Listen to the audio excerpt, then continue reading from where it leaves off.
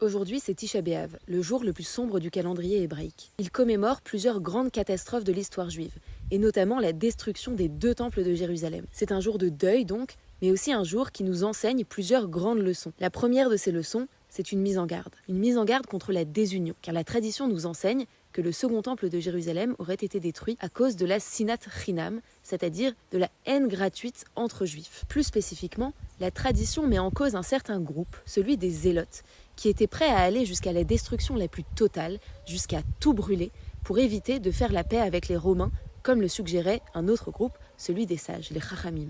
Tisha B'Av nous enseigne donc que le jusqu'au-boutisme guerrier, le refus de tout compromis, conduit à la destruction.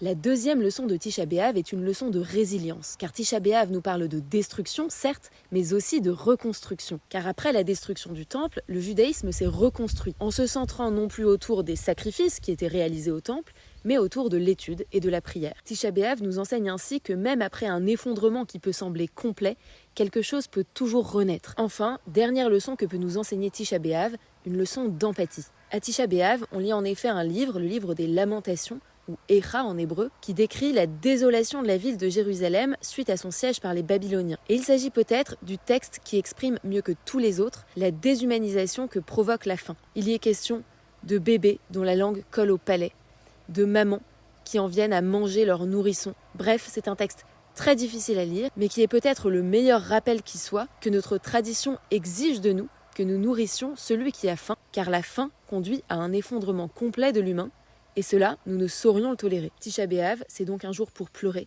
mais aussi un jour pour apprendre de nos erreurs, un jour pour espérer, et un jour pour ne jamais cesser d'être humain.